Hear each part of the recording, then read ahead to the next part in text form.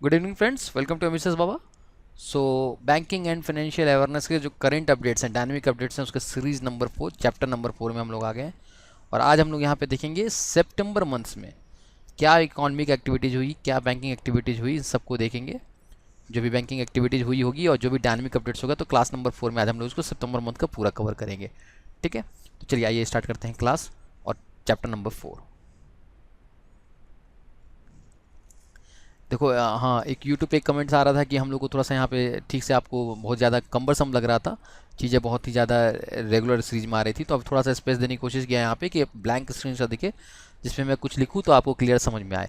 ठीक है, तो सबसे पहली चीज़ इसमें हम लोग देखेंगे कि आरबीआई ने रिवाइज की है प्रायोरिटी सेक्टर लेंडिंग गाइडलाइंस को, पीएसएल गाइडलाइंस को आरबीआई ने रिवाइज किया है। ठीक है, इसका मतलब यह है कि आरबीआई ने जो पब्लिक सेक्टर लेंडिंग के जो गाइडलाइंस थे उसको रिवाइज करके दो सेक्टर को और प्रायोरिटी सेक्टर में ऐड किया है। पहला जो कि हम लोग एंटरप्रेन्योरशिप, अगर नई कंपनी कोई खोलना चाहता है या जो भी अभी देख रहे हैं सेल्फ डिपेंडेंट इंडिया, आत्मनिर्भर भारत या जो भी इस तरह कंसेप्ट आप देख रहे हो, उसके तहत जो एंटरप्रेन्योरशिप को काफ़ी बढ़ावा देने की बात की गई है। और दूसरी बात की गई है रिन्यूएबल रिसोर्सेज को प्रमोट करने के लिए। रिन्यूएबल रिसोर्सेज वो होते हैं जो कि रिसोर्सेज रीन्यू हो जाते हैं, जैसे सोलर एनर्जी हुआ, विंड एनर्जी हुआ, वाटर हाइड्रो एनर्जी हुआ। ये सब रिन्यूएबल एनर्जी सोर्सेज होते हैं जिससे आपकी कोई जो सोर्स जो होता है उसका वो डिप्लीट ना हो। इसलिए सोलर विंड चलते रहेगा, सोलर से आप एनर्जी कन्वर्ट कर लो, विंड से कन्वर्ट कर लो, तो ये बहुत ही इंपॉर्टेंट एनर्जी है। तो इसके लिए आरबीआई ने अपने पब्लिक सेक्टर गाइडलाइंस में दो चीज़ों को ऐड किया है, एंटरप्रेन्योरशिप और दूसरा रिन्यूएबल एनर्जी सोर्सेज। इससे रिलेटेड क्या अगर आप बैंक को बोला गया है कि बैंक्स जो है इनके 50 करोड़ तक के लोन्स को देगा, 50 करोड़ के तक के लोन्स को आरबीआई जो है बैंक के आगे डायरेक्ट किया है कि आप लोग इसको लोन दो, जिससे काफ़ी जो है आगे ये एक्टिविटीज़ बढ़ जाए।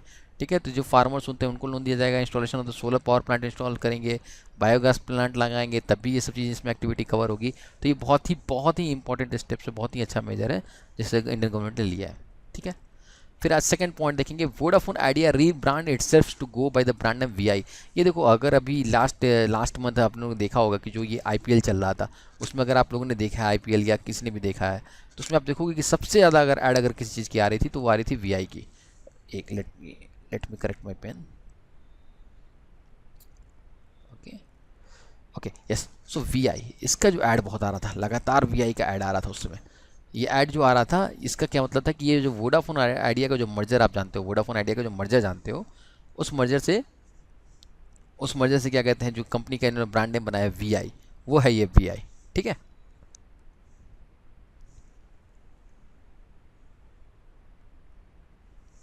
ओके। तो अभी जो भी आप लोगों ने देखा होगा कि ये जो आईपीएल चल रहा था उसमें आपने देखा होगा लगातार इसका ऐड आ रहा था वीआई करके। ये जो वीआई जो ब्रांड नेम है ये वोडाफोन और आइडिया के साथ मर्जर है। और अभी जो भी हाई स्पीड इंटरनेट की बात हो रही है, और ये जो भी देखो सबसे बड़ी बात यह है कि वोडाफोन और आइडिया के जो कस्टमर अलग अलग हुआ करते थे, अब वो वोडाफोन और आइडिया के कस्टमर जो है एक में आ गए हैं। तो ये काफ़ी हाई स्पीड का इंटरनेट के चैलेंज कर रहा है, उस तरीके से चैलेंजेज है, और ये बहुत ही अच्छा लॉन्च हुआ है वोडाफोन आइडिया। ठीक है, फिर बात की जा रही है bank of India launches signature Visa debit card for HNIs. ये यहाँ पे ये लिखा है कि on the occasion of its 115th foundation day. देखो, बैंक ऑफ इंडिया का जो सेटलमेंट है, अगर आपने मेरा पहला वीडियो देखा होगा जिसमें मैंने जिक्र किया था कि कब बैंक ऑफ इंडिया स्टैब्लिश हुई है, 1905 अगर आप देखते हो, 1905 में जब बैंक ऑफ इंडिया लॉन्च हुआ था, उस हिसाब से अगर आप देखोगे तो उनके 115th फाउंडेशन डे में 7 सितंबर को उन्होंने अनाउंस किया कि अब हम लोग सिग्नेचर वीज़ा डेबिट कार्ड को लॉन्च कर रहे हैं। ये उनके लिए होगा जिनका जो बहुत ही बिजनेसमैन है, जो कि बहुत हाई वैल्यू को मेंटेन करते हैं, जो हाई वैल्यू को, इसका जो एवरेज क्वार्टरली बैलेंस होगा वो 10 लाख से अब माना जा रहा है। और इसकी फैसिलिटी क्या दी जाएगी? फैसिलिटी ये रहेगी कि आप यूएस पे परचेज ऑफ सेल पे आप 5 लाख का इन्वेस्ट आराम से कर सकते हो। ई कॉमर्स आप 1 लाख तक का एटीएम से कर सकते हो, जो कि प्रोविज़न जो है आपके नॉर्मल कार्ड्स में नहीं है। तो ये बहुत ही हाई वैल्यू कार्ड है। ठीक है, तो ये चीज़, 3 चीज़ हमने देखा, 3 न्यूज। फिर Aditya Birla Idea payment bank cease to the banking company, cease to the banking company. ये देखो, ये कोई नई न्यूज़ नहीं है। आरबीआई हर बार, हर साल जब ये एनबीएफसीज बैंक के जब लाइसेंस बट रहे थे, एनबीएफसीज बैंक के नॉन बैंकिंग फाइनेंशियल कंपनी के जब लाइसेंस बट रहे थे, तो बहुत सारे कंपनियों ने लॉन्च किया था। इस पर भी एक वीडियो है, उसका मैं लिंक देखूंगा, डिस्क्रिप्शन में डाल दूंगा। उसमें 75 बैंक्स ने लाइसेंस के लिए अप्लाई कर दिया, और सबको जो है अप्लाई करने के बाद से आज रजिस्टर्ड हो गए एज एन एनबीएफसीज कंपनी। और इस तरह के बैंक्स, छोटे छोटे बैंक्स, ठीक है। बाद में धीरे धीरे उसकी बैंकिंग के आरबीआई ने उसको सुपरवाइज किया, आरबीआई ने उस चीज़ को देखा कि कौन से बैंकिंग को रेगुलेट कर रहे हैं, कौन बैंकिंग को रेगुलेट नहीं कर रहे हैं। तो अकॉर्डिंगली आरबीआई डिसीजन लेती रहती है, हर साल 2-3 बैंक को लाइसेंस देती है, कभी कभी 5-4-5 बैंकिंग का लाइसेंस ले लेती है, लाइसेंस को फेच आउट कर लेती है, वापस कर लेती है। तो इस तरीके से अगर देखा जाए तो आदित्य बिरला बैंक का जो है अब जो है बैंकिंग कंपनी नहीं रहेगी, उसको सीज कर दिया आरबीआई ने। क्योंकि अब ये आरबीआई तो आदित्य बिरला कंपनी का देखो एक मर्जर है, आइडिया जो है वोडाफोन के साथ आइडिया मर्ज हो रहा है फॉर द सेलुलर के लिए। तो उसके लिए जो अभी जो है इसमें जो स्टेक जो था वो 51% का वोडाफोन का हो गया, आइडिया लिमिटेड का 49% इसमें ग्रासिम इंडस्ट्रीज़ का था। तो इस तरीके से जो अगर वोडाफोन आइडिया ही अगर मर्ज होकर अब अपने सेलुलर एक्टिविटीज़ को बढ़ाना चाह रहा है तो अभी वो बैंकिंग एक्टिविटीज़ में ध्यान नहीं देगा, क्योंकि अभी उसका जो मेन जो प्राइमरी टास्क है सेलुलर एक्टिविटीज़, जो मोबाइल्स हैं, जो इंटरनेट है, जो भी डेटा आप सिम कार्ड है, उसको अब एक्टिविटी को छोड़ के अभी वो अपने सेकेंडरी एक्टिविटी बैंकिंग कंपनी की तरफ ज़्यादा ध्यान नहीं देगा। तो इस तरीके से जब ये बैंकिंग आरबीआई देखती रहती है कि किसकी रेगुलेशंस है, किसके एवरेज कस्टमर्स बन भी रहे हैं कि नहीं बन रहे हैं, या बस ऐसे ही कंपनी खुल गई है, उस कंडीशंस में आरबीआई, ये बहुत ही रेगुलर प्रोसेस है, आरबीआई अपने लाइसेंस को ले लेती है। तो ये इंपॉर्टेंट आपके लिए न्यूज़ हो गया कि आदित्य बिरला बैंक का अब कोई भी नॉन बैंकिंग फाइनेंशियल कंपनी नहीं है, ठीक है। फिर ये देखो, ये बहुत ही अच्छा इंपॉर्टेंट क्वेश्चन है। इस पूरे लॉकडाउन में Reliance Industries become the first Indian firm to top the 200 billion market capitalization. 200 billion यानी कि 15.3 ट्रिलियन, 15.3 ट्रिलियन का मार्केट जो है, पहली इंडिया की कंपनी है जो कि इतना ज़्यादा मार्केट कैप उसका हो गया। इसके बाद जो सेकंड नंबर पे है वो टीसीएस है, जो कि इससे फार अवे है, far away 15.3 trillion and 8.75 trillion. तो ये क्वेश्चन आपके लिए प्री के लिए बहुत अच्छा बनता है कि Reliance Industry become the first Indian firm to top the $200 billion as a market cap, ठीक है। FDI inflow from the China, FDI का जो इनफ्लो है फ्रॉम चाइना से वो कंटिन्यूअस जो है घटते चला जा रहा है। अगर आप देखोगे तो 2019 में वो 350.22 मिलियन यूएस डॉलर था, नेक्स्ट ईयर जो था उसकी करीबन 163.77 मिलियन डॉलर थी, और अब इस पर और भी उससे घट गई है, ठीक है। मतलब एक ट्रेंड ये है। इसका पीछे कारण क्या है? इसके पीछे देखो, अभी इस तरह की मिनिस्ट्री की एक रिपोर्ट आई कि उसमें ये बताया गया कि एफडीआई का इनफ्लो जो है चाइना से वो काफ़ी कम हुआ है। इसका दो कारण हो सकता है, इसका दो कारण है, ये मैं अपना प्रेजेंटेशन बता रहा हूँ। यहाँ पे अब जो है एफडीआई जो है, जो पहले डायरेक्ट फॉरेन चाइना की जो कंपनी जो इंडिया में इन्वेस्ट करती थी, फॉरेन डायरेक्ट इन्वेस्टमेंट, अब क्या करती है वो अब एज ए इन्वेस्टमेंट के तौर पे ना करके यहीं पे स्टैब्लिश करके यहीं की कंपनी बना रही है। तो भले वो एज वो दिख नहीं रहा है कि वो आपको एफडीआई है, जैसे कि बड़ी बड़ी कंपनी है, जैसे कि कोई भी कंपनी मान लो XYZ है, फूड की कंपनी मान लो, जोमेटो, टोमेटो, जो भी इस तरह की कंपनी है। हालांकि जोमेटो कंपनी में चाइना का हो नहीं है, इसमें जो फंडिंग है वो चाइना की तरफ से है, लेकिन फंडिंग देने वाला जो है जो मेन ओनर है वो दूसरे तरीके से कोलैबोरेट हुआ है। तो इस तरीके से यहाँ पे दिखने को तो ये नंबर्स दिख रहे हैं, 163.77 मिलियन डॉलर से हो गया है 350.22 मिलियन डॉलर से, जो कि ड्रास्टिक चेंज है। पहले वो डिक्लाइन हुआ था 229 पे, 350 से 229, 229 से अभी 167। तो देखा जाए तो एक फर्दर एक रेगुलर डिक्लाइन से दिख रहा है एफडीआई का थ्रू चाइना से, ठीक है। और दूसरी अभी जो पॉलिसी भी रिस्ट्रिक्ट कर दी गई है। पॉलिसी अगर आपको याद होगा कि ये बनाई गई गवर्नमेंट की तरफ से कि जो इंडिया के जो स्टेट टचिंग बाउंड्रीज स्टेट्स होंगे, जो कि इंडिया के बाउंड्री को टच कर रहे हैं, उनके लिए अब डायरेक्ट अप्रूवल नहीं रहा है। तो उस तरीके की पॉलिसी चेंजेस भी इसके एक कारण हो सकते हैं, ठीक है। फिर आरबीआई ने पॉलिसी यहाँ पे यूसीबी के लिए, यूनियन अर्बन कोऑपरेटिव बैंक के लिए आरबीआई ने, मैंने अपनी लास्ट वीडियो में आपको बताया था कि जिस तरीके से अभी कंट्री इंडिया जो है डिजिटलाइजेशन की तरफ जा रही है, डिजिटाइजेशन की तरफ जा रही है, वहाँ पे चांस ऑफ फ्रॉड भी बहुत बढ़ जा रहा है। अगर आपने आरबीआई की लास्ट जो अगस्त में जो रिपोर्ट आई थी, अगर आप अगस्त का वीडियो देखोगे तो उसमें दिखेगा कि 74% जो है क्राइम रेट साइबर सिक्योरिटी का बढ़ा है। तो जब इस तरीके के क्राइम बढ़ते हैं तो वहाँ पे बहुत ज़रूरी है कि आपके सारे बैंक्स में एक साइबर सिक्योरिटी का एक टेक्नोलॉजी विजन हो, एक क्लियरेंस हो, एक लोगों को अवेयरनेस हो कम से कम साइबर सिक्योरिटी के बारे में। तो आरबीआई ने यूसीबी बैंक को पब्लिश करने के लिए उनको लिए एक technology vision for the cyber security दिया है, ठीक है।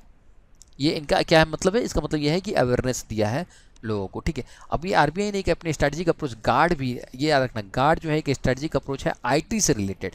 ये क्वेश्चन आपके प्री के लिए बहुत इंपॉर्टेंट है, जिसमें पूछ दिया जाएगा कि आरबीआई ने एक स्ट्रेटजिक अप्रोच बनाई गार्ड, ये कौन से मैटर को डील करता है? A, financial awareness, B, IT awareness, C, banking and payments, D, यूपीआईज।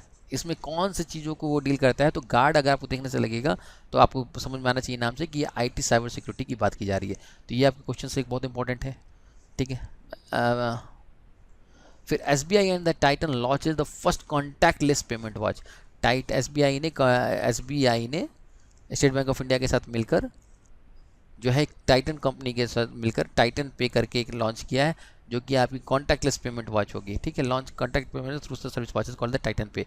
तो ये आप याद रखना कि ये आपको यहाँ पे टाइटन नहीं पूछेगा, क्योंकि जब इसका नाम टाइटन पे है तो आपको बिल्कुल अच्छे से पता होगा कौन सी कंपनी मर्ज की है, टाइटन। तो ये क्वेश्चन आपके लिए टाइटन नहीं आएगा, आपके लिए क्वेश्चन अदर से आएगा कि टाइटन पे ने किस बैंक के साथ मर्ज किया है, तो वो बैंक है SBI। ठीक है, RBI to implement the positive pay system, ये मैं आपको बताया था। पॉजिटिव पे सिस्टम का कंसेप्ट क्या होता है? पॉजिटिव पे का सिस्टम है कि जो भी A अगर B को पैसा देता है थ्रू चेक, वो क्या करेगा, इस चेक का फोटो लेगा और उसको अपलोड भी कर देगा। तो बैंक वाले क्या करेंगे, बैंक अगर यहाँ पर जो एक सुपरवाइजरी कमेटी रहेगी वो इस चेक के प्रोसेस को देखेगी कि अच्छा ये चेक आया है, फिर वो आपके A के पास जाकर देखेगी उसके पे कुछ स्कैन में अपलोडेड है क्या कि उसने ये चेक इनको दिया है। जब वो दोनों भी वेरीफाई कर जाएगा तब पेमेंट जो है प्रोसेस होगा।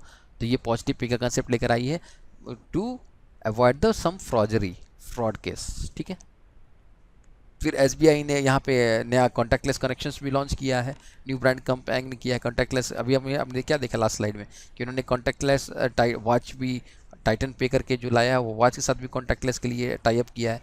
तो यहाँ भी उन्होंने कॉन्टैक्टलेस कनेक्शंस के लिए टाई अप किया है।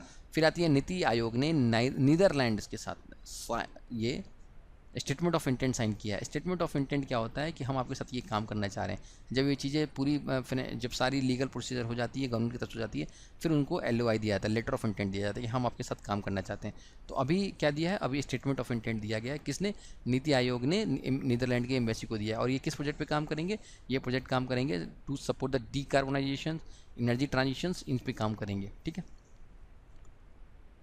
तो यहाँ पे भी आपके लिए एक बहुत अच्छा एक प्री के लिए क्वेश्चन बन सकता है, प्रीलिम्स क्वेश्चन, कि नीति आयोग ने नीदरलैंड के साथ जो इम्पैक्ट साइन किया है उस इम्पैक्ट का मेन एजेंडा क्या रहेगा। उसमें आपको नीति आयोग से इसको आपको लगेगा planning commission, bank financial awareness, ऐसे करके, और एक और टॉपिक होगा decarbonisation and the energy transition. तो याद रखना कि नीति आयोग ने नीदरलैंड के साथ डीकार्बोनाइजेशन एंड एनर्जी ट्रांजिशन के लिए कमिट किया है। ठीक है, फिर डिफरेंट कमिटीज़ बनाई गई है सितंबर की, जैसे कि हम लोग हर वीडियोस में देखते हैं। तो यहाँ पे गवर्नमेंट ने 1 ईयर एक्सटेंशन दिया है NCLT को, नेशनल कंपनी लॉ कंपनी को, NCLT को 1 साल का एक्सटेंशन दिया है under the head of the Rajesh Verma. ठीक है, राजेश पंत किस चीज़ की कमेटी को हेड करते हैं? अब राजेश पंत ये हेड करते हैं कि जो नेशनल साइबर सिक्योरिटी कोऑर्डिनेटर है, to study the revolution in China watching. अगर चाइना को देखने के लिए, चाइना से कुछ भी चीज़ें अगर स्विच आती है, सर्वर्स आती हैं, या किसी भी तरीके से चाइना से अगर कोई डील होता है, तो उसमें साइबर सिक्योरिटी के एंगल्स को चेंज करने के लिए जो एक एक्सपर्ट कमेटी बनाई गई है उसको लीड कर रहे हैं lieutenant general retired mister Rajesh Pant. ठीक है, फिर assessment of the relief to the bank borrower, covid के केस में बैंक बोरोवर को रिलीफ किस तरीके से दिया जाए, क्या असेसमेंट होगा, इसके बारे में जो स्टडी करने के लिए जो फॉर्मर CAG के हेड थे राजीव महर्षि, इनको बनाया गया है चेयरमैन। ठीक है, फिर नीति आयोग ने एक मल्टी डायमेंशनल पॉवर्टी इंडेक्स को नापने के लिए संयुक्ता समादार के हेड में, लीडरशिप में एक कमेटी बनाई है। तो इसमें अगर मुझसे पूछोगे तो आपके लिए सबसे ज़्यादा इंपॉर्टेंट इसमें नीति आयोग ने जो मल्टी डायमेंशनल पॉवर्टी इंडेक्स की है वो, और नेशनल साइबर सिक्योरिटी कोऑर्डिनेटर के जो चाइना वॉचिंग के लिए किसको हेड किया गया, राजेश पंत और मिसेस संयुक्ता समदार। ठीक है, फिर पार्टनरशिपिंग कौन सी हुई है? पार्टनरशिपिंग अगर आप देखो कभी आज की डेट में सबसे ज़्यादा पार्टनरशिपिंग अगर आपको दिखता हो, अगर आपको कोई भी ऑप्शन अगर नहीं आ रहा है ABCD में से, अगर उसमें यस बैंक ऑप्शन है तो आप यस बैंक पे एक बार जरूर क्लिक करने की सोचना। अगर आपको आंसर नहीं पता है तो ये 50-50 के लिए, अगर नेगेटिव मार्किंग नहीं है तो, नहीं तो कोई रैंडम गेस करने की जरूरत नहीं है, क्योंकि आप जितना अटेम्प्ट करोगे उतना ही आपके लिए बहुत है। SBI लाइफ इंश्योरेंस ने इम्पैक्ट किया है, साइन किया यस बैंक के साथ इंश्योरेंस पॉलिसी को बेचने के लिए। अगर यहाँ देखोगे तो ICICI लम्बार्ड ने भी किसके साथ टाइप किया है, बैंक के यस बैंक के साथ, for the sending the bank insurance, bank का जो इंश्योरेंस है उसको सेल करने के लिए। फिर यहाँ पे SBI जनरल इंश्योरेंस ने यस बैंक के साथ टाइप क्या है, जनरल इंश्योरेंस को, जनरल रिलेटेड प्रोडक्ट के इंश्योरेंस को बेचने के लिए। तो यहाँ अगर आप देखो तो 3 टाइप तो आपको यस बैंक से ही मिल गया। यस बैंक ने पहले SBI लाइफ के साथ किया है इंश्योरेंस पॉलिसी को बेचने के लिए, फिर यस बैंक ने आपके ICICI लॉम्बार्ड के साथ किया है बैंक इंश्योरेंस बेचने के लिए, और फिर यस बैंक ने SBI जनरल इंश्योरेंस के साथ किया है फॉर द रिटेल प्रोडक्ट के इंश्योरेंस के लिए। ठीक है, तो ये 3 तो आपके यहीं पे कवर हो गए।